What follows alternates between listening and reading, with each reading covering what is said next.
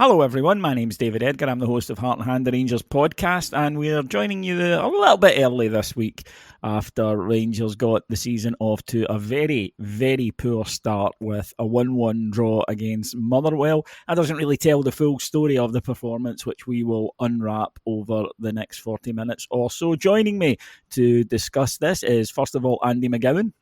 Hello, David. Hello, Andrew. Try to keep it upbeat. Let's try and be positive. That's maybe setting ourselves a bit of a barrier to climb early doors in that one. In fact, I just reject that premise out of hand. I'm going to have a bit of a moan. And also joining us today is, as well as a quality addition, I think, to the team today, is Ross Hutton. I know one team that could use a few more quality additions, that's for sure, David. Hey. Thank you very much. Hey, there we go. Thank you very much for having me. Cheers. Set it up and he knocked it out of the park. Rangers didn't knock it out of the park yesterday with a very poor performance in Motherwell. I watched it back, Andy. You try to be fair. And actually the first half was okay. It was. And I think that reflected. I went back, also looked at our WhatsApps yesterday afternoon. First half was okay. It was a platform to build on. It wasn't great, but we'd put ourselves into a good position. We were dominant in terms of possession. We were some nice passing movements without really creating too much, but we were ahead. And you think, right, improve the quality second half, go on, win this game comfortably by a few.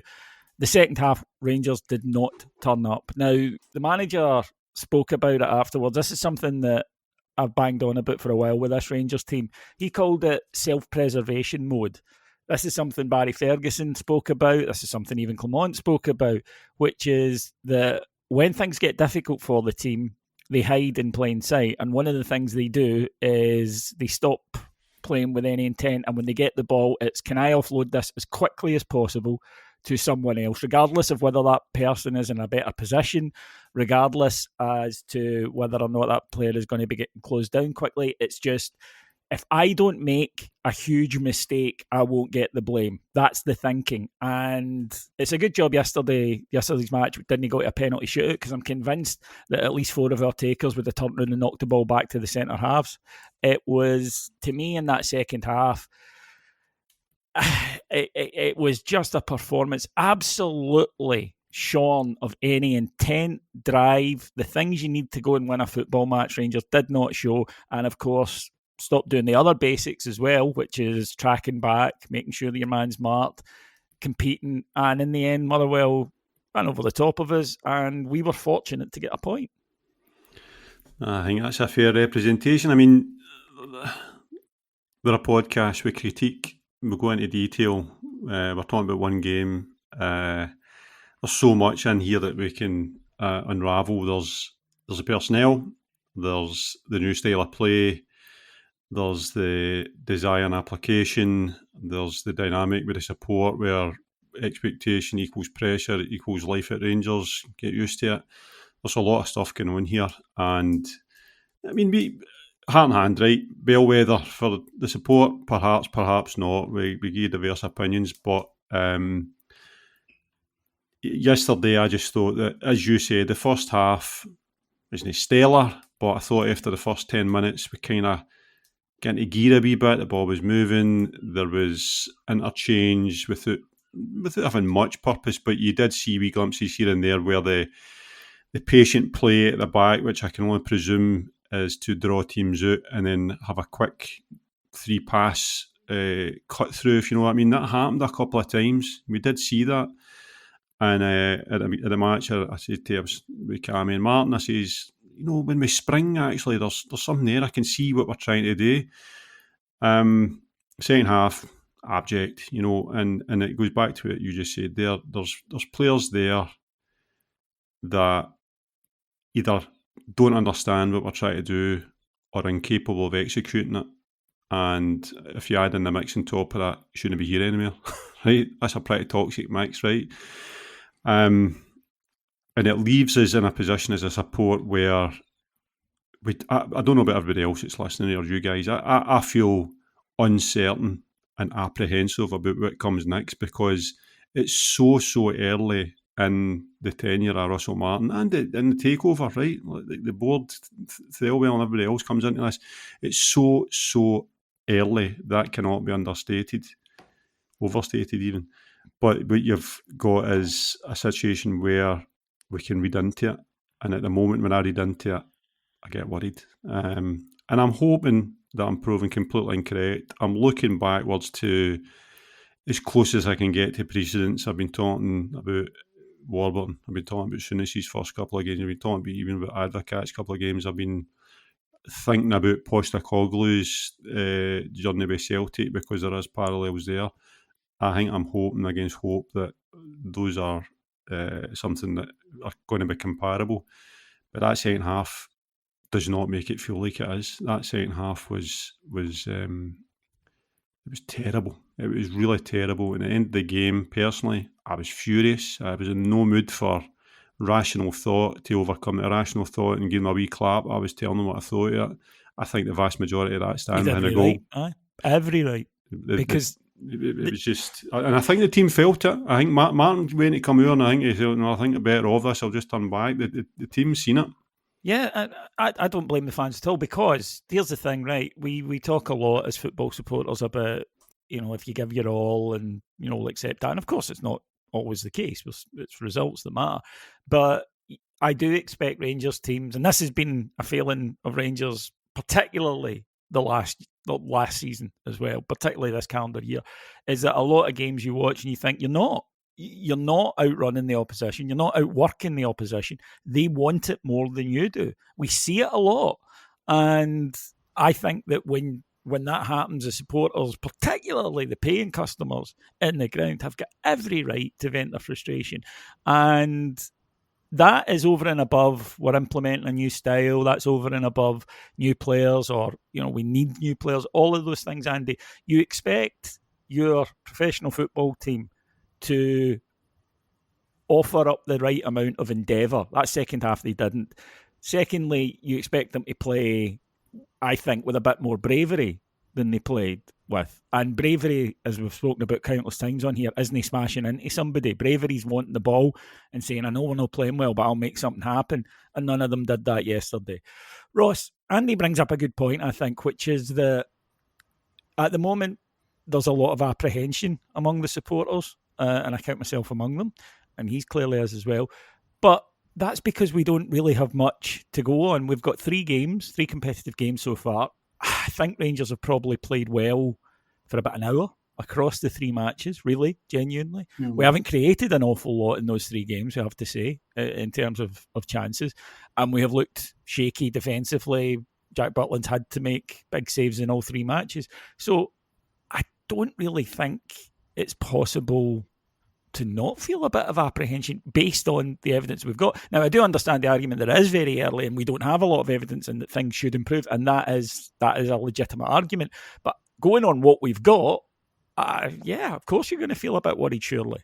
Yeah, I think 2 things can be true at the one time. You can look at it rationally and you can say, listen, we are very early, as Andy says, into both the Russell Martin tenure and obviously the tenure of the new owners. There are going to be things that both parties are going to get wrong and they're going to make mistakes. We're going to have to ride out a bit of a storm, and especially at the start of the season when Russell Martin doesn't have a squad that's fully his own. He is still relying on some of the players that have failed previously and failed multiple times previously. But looking at what you can see and all the evidence that's been presented to us so far, if you're watching that and saying, yeah, this is definitely going to work, that's just blind optimism at that point. I don't think you can sit there based on what we've seen, the 2 Panathinaikos games and then Motherwell, and say you can be 100% confident that this is going to work out. I'm a wee bit more predisposed to give the manager a bit of the benefit of the doubt with a couple of these things. I obviously, like everyone, want it to work really badly with Russell Martin. I can see how it can, and I've said this from the start. I think I can see how his style of play can work for us. I can see how his style of play can fit what we need it to do in Scotland. And there were flashes in that first half yesterday. I think the Gassama chance, we might talk about that later on, it was a brilliant move in the build-up. We cut Motherwell open. And I can see how that can work going forward if and when Russell Martin gets a team that's fully his own. But at the same time, there are major alarm bells ringing defensively. I think that's over 50 shots we've faced in 3 games. 52. 52. So there you go. I can't remember a stat like that. I mean, even in the kind of really dark days of going back now, Warburton and Murty and Pedro, I can't remember a stat like that. I'm feeling so vulnerable at the back as well. And that's the worry for me, is that I think things will get better, right? I think when the squad is more settled and is much more shaped in Russell Martin's image, when we do have more quality additions into the side, and they are a wee bit more au fait with the way that Russell Martin wants to try and play, I do think results will improve. I think performances will improve. My concern is that the patience just isn't there from the support. I mean, my dad turned around to me at 60 minutes yesterday and said this stand is ready to blow, because you could start to feel those old frustrations kind of creeping in. We don't have the patience in us anymore. Fresh start or not, clean slate or not, we don't have the patience to go through another season of failure like that. And we are now in a position... Sorry to cut across you, Ross, but I do go back to my point that regardless of, past failures and impatience and whatnot, when you're watching a team play like that, yeah. I think I defy anyone when you're seeing Motherwell players not being pressed on the ball, when you see runs not being matched. I think you've every right to blow your stag. And this is the concern, right? Because as I said, I think things will get better in time, but my worry is about the position that we will be in by the time things start to get better. Because, and I'm not sounding defeatist at all here, right? I'm really trying not to, but realistically, we could be 5 points behind by the end of the month. Okay, that's now a scenario that's on the table, if not worse. So if things are getting better in September and October, then you're already well behind the 8 ball at that point, and patience will have snapped, because Russell Martin, as I say, for all I wanted to work out, didn't exactly join with the full backing of the majority of the fan base, right? There was a lot of scepticism there, so he doesn't get the benefit of the doubt that another manager might have. So even if things do start to gradually improve over time, and you could argue this is a gradualist project, he might not get that level of the benefit of the doubt. And I'm really concerned about that going forward, that we're going to be in a position come the end of the month or going into September and October, if even the football on the park is improving, the patience from the fans is just completely shot. Yeah, Andy, Ross mentioned there about the binary thinking that can sometimes affect us as football fans, which is it was the players and their attitude, or it was the manager and the system.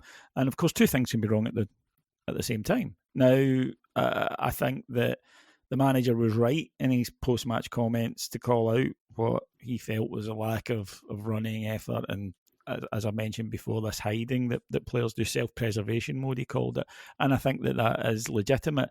Equally, though, that he's playing players out of position. He's playing players in places that I don't think suit them. And he's playing players who aren't good enough to play for Rangers. So at the moment, yesterday, we have a right back playing at left back, who's clearly very uncomfortable there, with a left back sitting on the bench. We have Raskan and Diomande playing in positions that they look unsure of, and I'm not sure get the best out of them. And I would argue that the midfield balance is wrong, has not looked right at all. The amount of times in the 3 matches that a couple of passes and there's acres of our midfield to run into with a challenge, and the defence is therefore left exposed. And in continuing to pick Dowell and Danilo, he's picking 2 players who have delivered very little in Rangers shirts. In the case of Dowell, pretty much nothing in a Rangers shirt. So I think that blame for yesterday needs apportioned fairly. I don't think you need to pick one, I suppose, is what I'm saying. So before I answer your query or address your points, I agree with Ross. I think we will be okay once we get the players in, because I believe that the system that Martin wants to play is only as good as the personnel, as is every system, right? But particularly this, because when I watch what we're trying to do, I'm like, no, that's what you see in the English Premiership. That's exactly what you see, the same kind of tempo and structure and what they try to do, but you need to have the players to do that. And to your point about Martin's culpability yesterday, I'll pick in one position. Max Aaron's at left back. Jeffy has deficiencies. Jeffy may never be a Rangers player. Jeffy, has some attributes, but Jeffy at left back and all his deficiencies do not outweigh the benefits of having a left-sided player in that position yesterday. Jeffy is good enough to play in the opening day for Rangers against Motherwell, right? And it would have given us a better balance. You felt it in Greece during the week when he came on. The team just felt a wee bit more balanced, a wee bit more fluid. So that's one thing, right? And then to address Dowell, so last year my whipping boy was Dessers at the start of the season. I was like, Dessers this, Dessers that, can't hold the ball, blah, blah, blah, right? I had a fixation on him as can happen as a football fan. Dessers has my utmost respect because he worked and he worked and he worked and he contributed and he got better. And when he comes on now, I mean, Danilo's hold-up play makes Dessers look like Bat Stewart, I know what I mean? So Dowell yesterday, we know that he can get wee flashes of the attack and stuff. Dowell's defensive actions are what worry me far, far more than the lack of contribution going forward. The 3-3 game against Celtic way back, right, at Ibrox, he jogged and we lost a goal for it because he didn't keep up with the runner, he didn't get a leg in, he didn't make it hard for the opposition. 3 occasions yesterday, because I watched it back this morning, and it wasn't just to watch Dowell, couldn't miss it, but 3 occasions yesterday in that second half, he could not compete physically with the 1-to-1 tussle with his opposite number on that their left wing or right wing, right? And each time they ended up in their penalty box and created a chance, and the third one they scored a goal for it. It doesn't fly. He cannot be in the team. I don't care. And we're not getting an attacking dividend off him. Get Curtis, even if you want to play inverted, just play somebody else. It's actually a natural attacker there that can do a wee bit of work. It's a nonsense. Martin's comments after the game were welcome because we were thirsty for blood. And I think if he'd given us... I don't really look into post-matches, right? But if he'd given us anything other than what he gave us yesterday, I think a lot of support would, rightly or wrongly, say... Don't gaslight us. But what he cannot do is pick out players now. We've all surmised, you two can tell me if you agree, probably Dio and Raskin he's talking about players that weren't doing what they're told and egos and so forth, right? He can't talk about that and then keep Dowell on the park for 95 minutes. He can't, because he'd have been the first one I'd have been picking out and saying this guy is not doing what he's supposed to be doing in terms of the basic. He might be tactically doing what he's been told today, but in terms of desire, work rate, physicality and matching up, nowhere near it. So this is where Russell Martin, first game into the season, I've got a wee problem with him, because if that's what he's trying to tell me, that they players aren't good enough because they're not doing as they're told, but I wouldn't name them, but Dowell's fine. No chance, right? And I'm sounding a bit firm there, but that's where I'm at with it, right? So hypocritical, needs to address it. And I think I said on some pod somewhere, I said, if there's a thread that he wants this to unravel with, Dowell is that thread. So he needs to change that immediately. Yeah, because here's the thing. Dowell is emblematic, I think, to us, the support of the last few years, of a certain type of underachievement. And he has done nothing in his Rangers career of note to suggest that he is a player who should be playing. He's played all 3 of these fixtures. Now, there is an argument, of course, that, players are available and other ones aren't, so you need to cut your cloth accordingly. But here's the thing for me on this. It's that to continue to play him is the manager spending capital that he doesn't have at the moment with the support. Because when you think about Kieran Dowell as a Rangers fan, and it sounds like we're picking on him, and I feel bad about doing that. That's not the intention. As I say, he is emblematic of a deeper problem.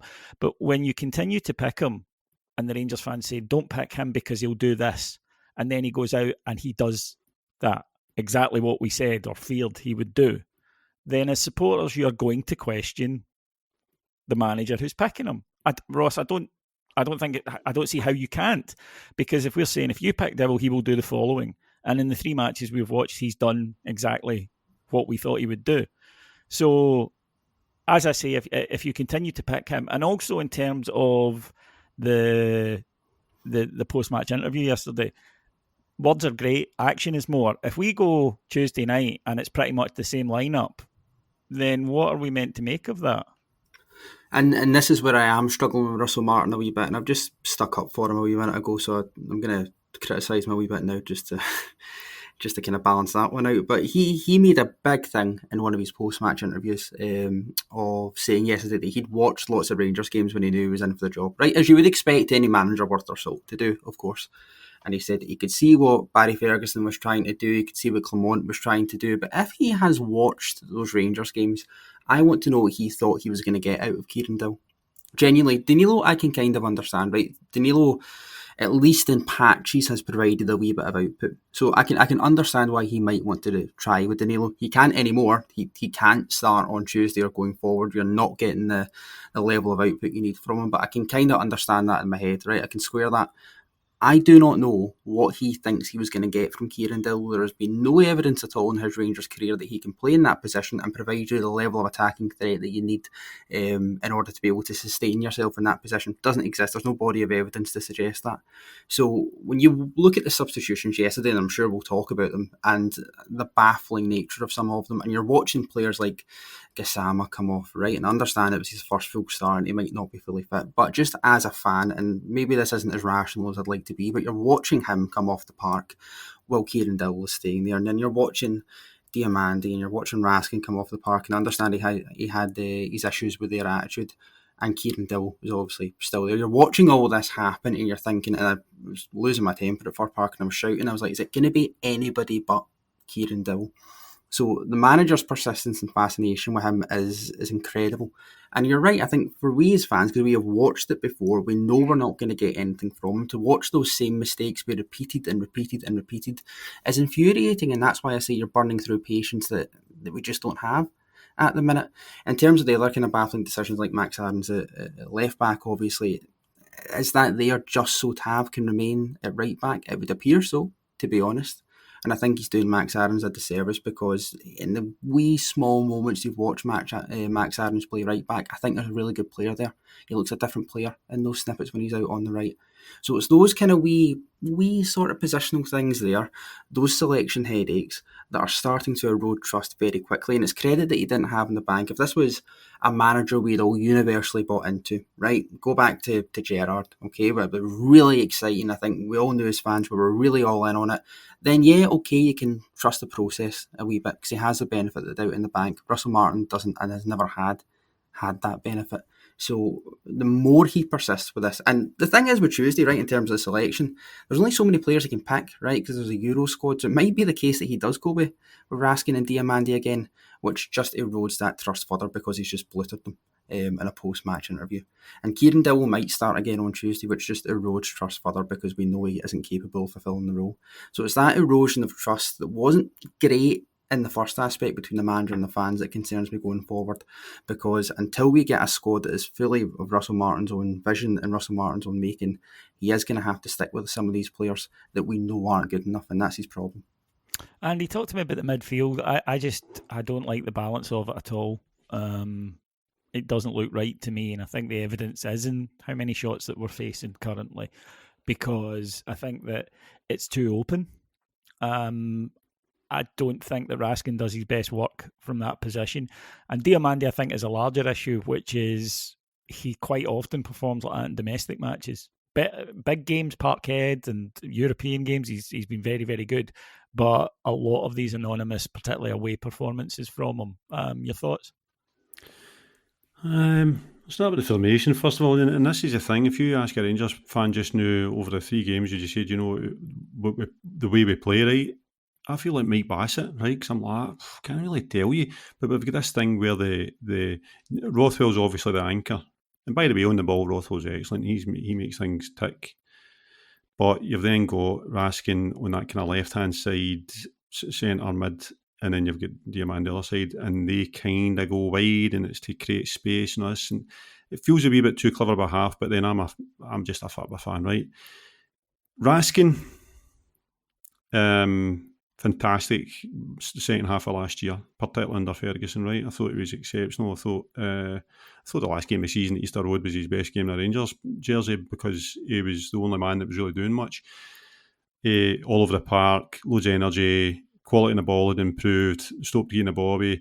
He's went back to what he's been for the majority of his Rangers career, which is not enough. Giving the ball away, wrong decisions in the final third.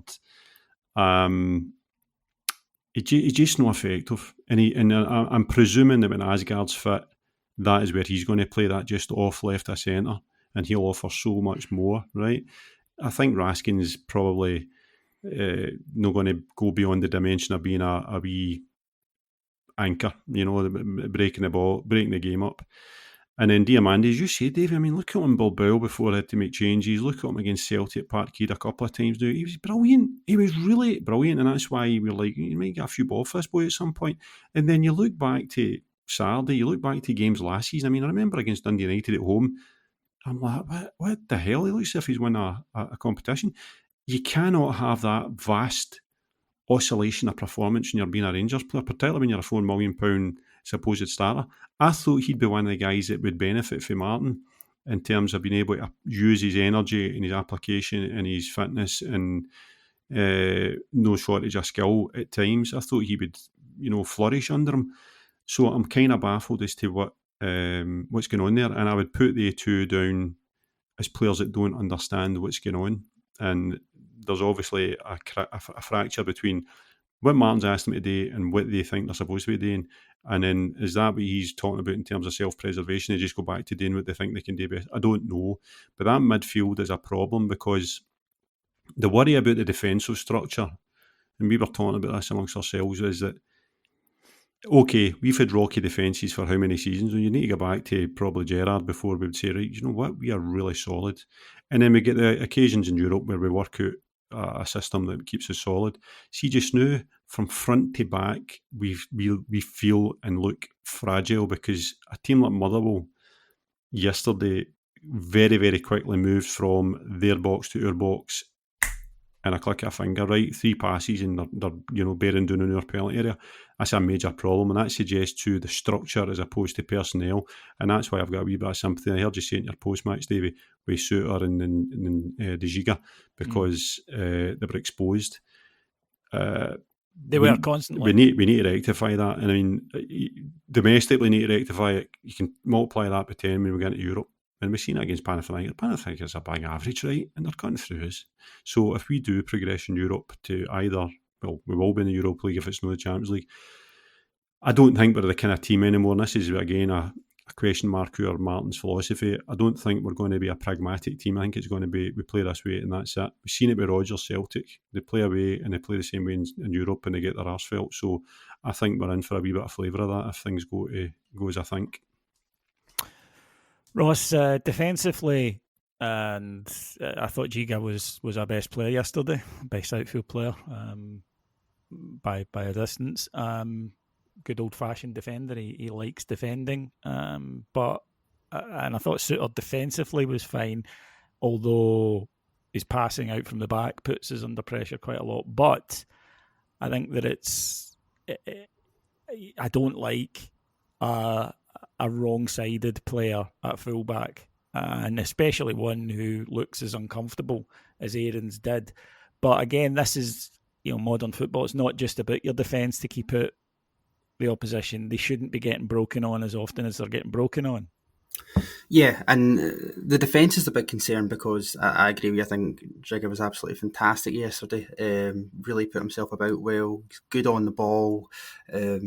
He does like to go into the tackle, wins headers, does all the things you would want of a centre half in Scotland, and we've missed that for a number of years. So early signs for him are very, very positive.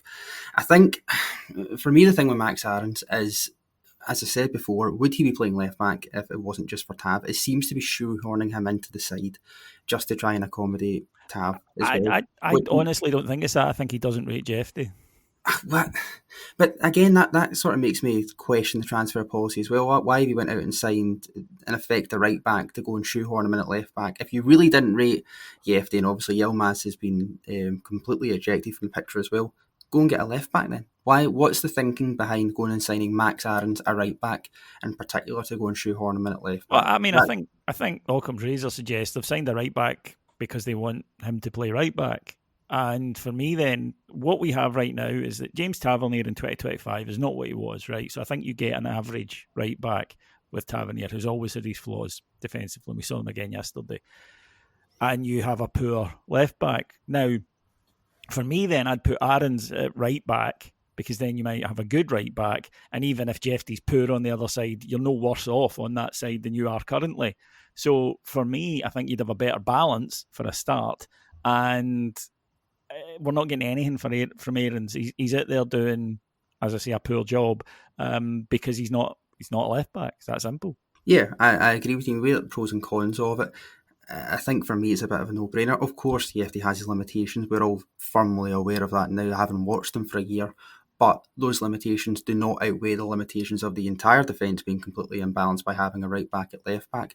Does Russell Martin think, and I've got no idea if this is true or not, that dropping the club captain, James Tavernier, is too big a call for him at this early stage? I'd be very concerned about Russell Martin if that is genuinely his thinking, or if it is a case that he just doesn't rate EFD. That's a different conversation altogether. But a lot of this chat about the defence doesn't become immaterial, but it becomes less salient if they weren't subject to conceding so many chances because the midfield is just non-existent, being completely played through. I think what was good about Raskin at the tail end of last season was he was kind of playing as the anchor a wee bit, which is his natural role, and now he's being asked to do a lot more of what he was asked to do before by previous managers, which is to be a wee bit more box to box, right? So he can't be in all places at the one time, so we're asking him to do that and go box to box and then go and track back and almost act as a breaking midfielder as well. I'm not sure he's capable of doing that. Diamandi's good at winning the ball back and good at retaining the ball in certain areas, but has never been consistent in doing it. And this is what I mean by I'm hoping this is the kind of thing that improves when Russell Martin gets the personnel in, because you would like to think at least that he's signing players who are capable of fulfilling those kind of roles and those kind of jobs. But right now, from what we've seen in the midfield as he's currently set it up, no, absolutely no chance. And then changing it entirely in the middle of a game, I've never been a fan of that. It's friendly level stuff. And for all the kind of baffling substitutions that were made yesterday, that was the one that even at the time I raised my eyebrow at the most, because you're thinking of the kind of players that we brought on. Lyle Cameron, who I think looks a good prospect. I've liked the early signs I've seen of him, but it's very, very early. Connor Barron, I think, is quite limited in what he can do. And you're not looking at that midfield and going, oh yeah, that's oozing with quality. I trust that midfield to be able to try and hold out a 1-0 lead at Fir Park. You're not. I don't think anybody was. So this speaks to a broader problem we have about the lack of quality we have throughout the squad, that's what he's ending up relying on. But we knew that anyway. And that's why I'm saying I'm hoping when he gets the personnel in, it changes. But from what we're seeing now, and that's all we have to base it on, it's not good enough. And I'm really concerned about when we do go to, with no disrespect to Motherwell, and we can't after yesterday, some of the tougher away ground. And we're talking about Pittodrie, Hibs, Hearts, Celtic, obviously. What kind of chances, how consistently, what quality of chances are we going to concede there? Because if it's anything like it was yesterday, I absolutely dread to think about it. See on, sorry to interrupt, David, see on dropping Tav, I think in the thinking, now we can part our opinion on Tav for a second. In the thinking is, he said himself, Martin said, we're a quiet team. And I think that while we're bedding in, it'll be in his thinking to have as many senior players, so to speak, in there. And taking him out of the equation makes it an even less experienced team. And many of the guys we're signing, Asgard, Ant-Man, if he signs it all in very early 20s, I think that's part of the equation, is that we're I don't want to say young team, but we're not as character built as we should be for a Rangers team. And I think that's why maybe Tavernier's still in here at this early stage. I think you might see the change of the guard once things settle down. Yeah, well, I think we need to. And I look, I don't want to bore listeners because it's not a new point, but there has been something wrong in that dressing room for a while. If there are the same complaints from Russell Martin that we've heard from Barry Ferguson and from Philippe Clement, three totally different characters, three totally different philosophies on how they want to play football, but yet they're identifying one constant. And look, when you go to a new workplace, and this applies to footballers too, you adapt the norms of that workplace. And the norms of that workplace is when times get tough, they hide. And if you look around the dressing room and you see that, then you will consciously or otherwise begin to ape that behaviour. And I think that's what we saw yesterday. So fairly shocking performance, Andy, but we are welcoming two new players. Well, one is already here, Mikey Moore, and from what we read, Oliver Ant-Man is almost certain now to join as well. For me now, it's a case of the manager just getting in these new bodies, because if nothing else, there's no scar tissue with them the way there are with others, and we need to start building for the future. And this sort of overrun from the past, I think we need to cut those cords. Yep. We get excited about new players a lot of the time because we don't know that much about them. We've been burnt in the past few seasons, to say the least. Gassama looks to be a good acquisition, right? Apart from the 2 goals it put us through in the Champions League, even yesterday, he wasn't a great game, but he's robust. He can bounce people off him, and he's positive. So, Mikey Moore, I'm really kind of along the tooth with Wonder Kid tags, because they can either be, fantastic, or they can be Charlie Masondo levels. So I'm hoping this boy, because you look at his physique and he doesn't look like a 17-year-old, so that's something they're saying. I've spoke to my gaffers, our Spurs season ticket holders, and he says he's good. He's not ready for them, obviously, but he should come up and add a bit of dimension. Because the thing is, again, going back to what we're surmising about this philosophy and this strategy and style that Martin looks to be implementing, it's going to be really, really heavy on the need for wingers. And you can't have 2 wingers, you need 4 or 5, right?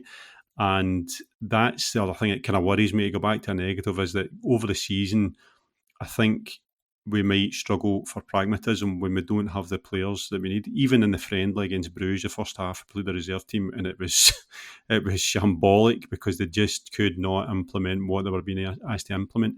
So I think there's a standard of player issue that's going to take a season or a couple of windows to rectify.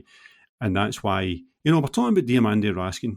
I'm going back again, sorry guys, but you go back to Diamande Raskin, and if they're the 2 targets of his ire yesterday, is he going to drop one or either? Both are either on Tuesday night. Who for? Right, it's got to be Asgard. So therefore, if Asgard's no fit, who is there? There's nobody else. So the depth of the squad to play the philosophy is something that's greatly worrying me.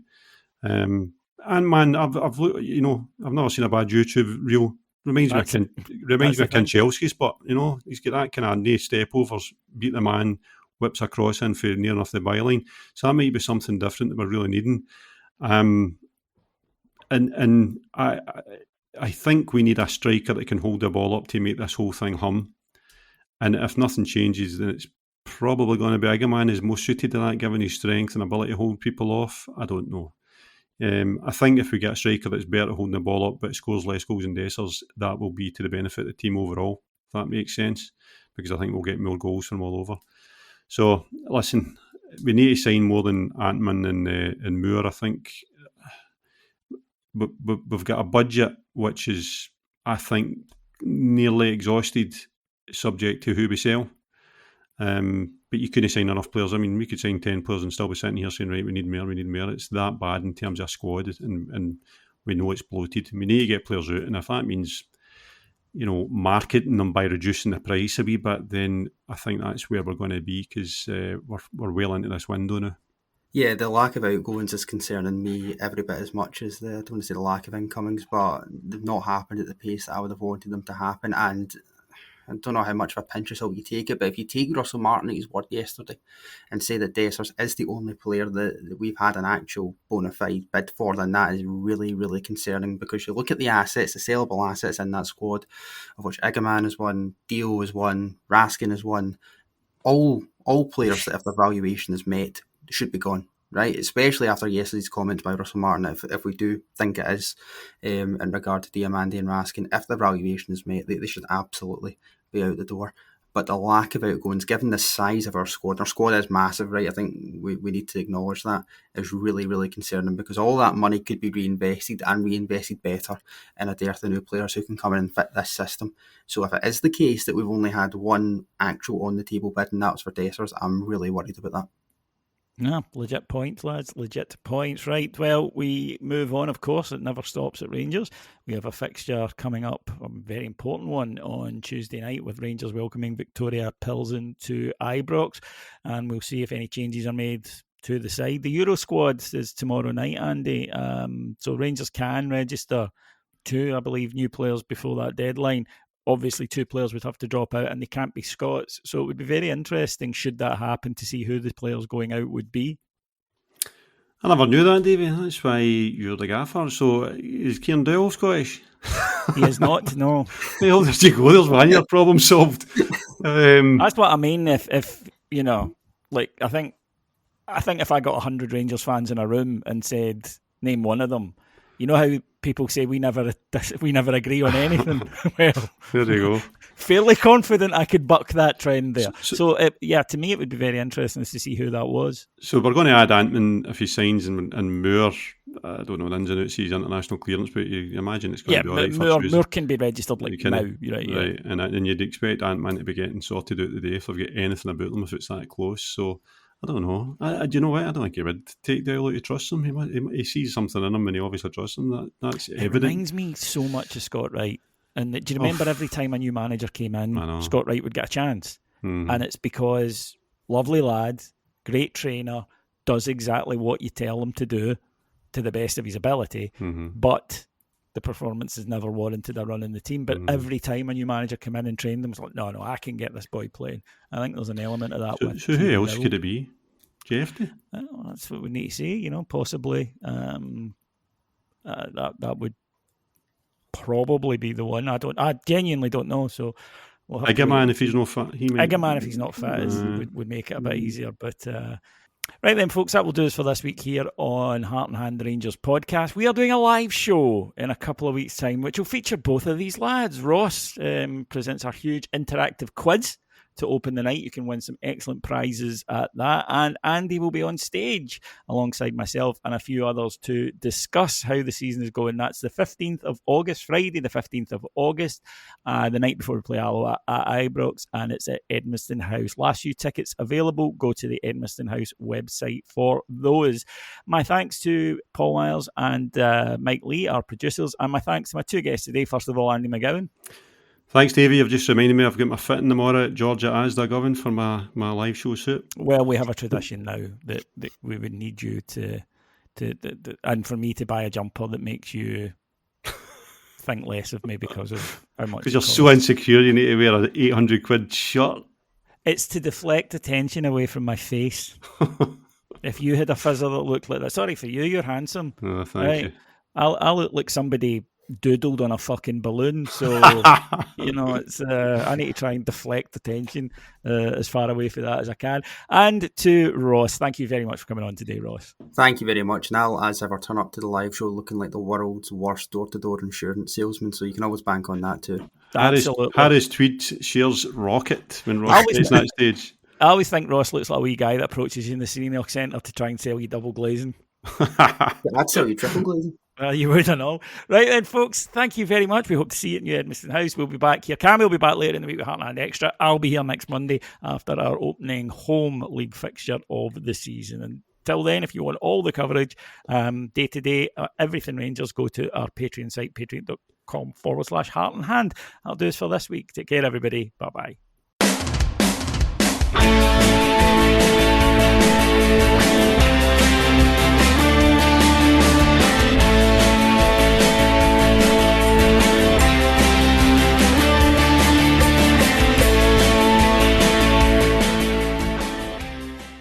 Please check out our sponsors NordVPN for the best in online security. It's the best VPN on the market, and you can try it risk-free now with a 30-day money-back guarantee by visiting nordvpn.com/heartandhand. That's nordvpn.com/heartandhand, and it's risk-free with a 30-day money-back guarantee.